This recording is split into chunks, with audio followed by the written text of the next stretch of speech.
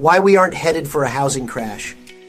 Hi, I'm Greg Moran with Home Charlotte, and welcome back to our channel. If you're holding out hope that the housing market is going to crash and bring home prices back down, here's a look at what the data shows. And spoiler alert, that's not in the cards. Instead, experts say home prices are going to keep going up. Today's market is very different than it was before the housing crash in 2008. Here's why.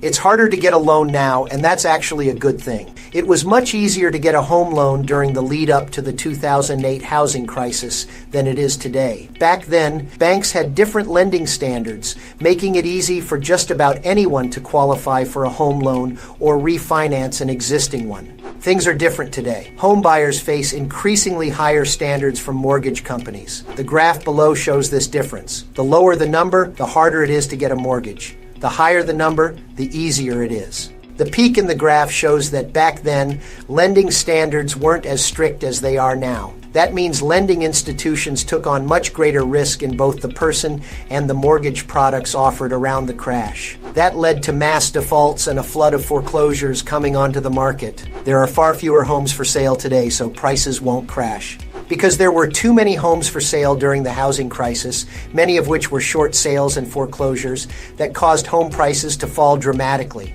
But today, there's an inventory shortage, not a surplus. The graph below uses data from the National Association of Realtors and the Federal Reserve to show how the month's supply of homes available now, shown in blue, compares to the crash, shown in red. Today, unsold inventory sits at just a 1.6 month supply. That's compared to the peak of 10.4 months supply back in 2008. That means there's nowhere near enough inventory on the market for home prices to come crashing down like they did back then. People are not using their homes as ATMs like they did in the early 2000s.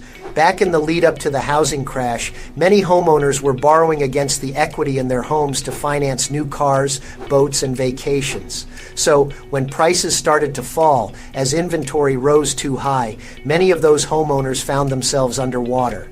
But today, homeowners are a lot more cautious. Even though prices have skyrocketed in the past few years, homeowners aren't tapping into their equity the way they did back then. That means, as a whole, homeowners have more equity available than ever before, and that's great. Homeowners are in a much stronger position today than in the early 2000s. Only 1% of mortgage holders ended the year underwater, down from 1.5% at this time last year. And since homeowners are on more solid footing today, they'll have options to avoid foreclosure. That limits the number of distressed properties coming onto the market, and without a flood of inventory, prices won't come tumbling down. The market is showing no signs of a downturn. In fact, it remains robust and vibrant. With current indicators, we can confidently say that we're not heading towards a crash, but rather continuing on a path of strength. It's an encouraging time for both buyers and sellers in the real estate market. If you find this video helpful, don't forget to like, share, and subscribe for more real estate insights and tips. Thanks for watching, and I'll see you on our next video.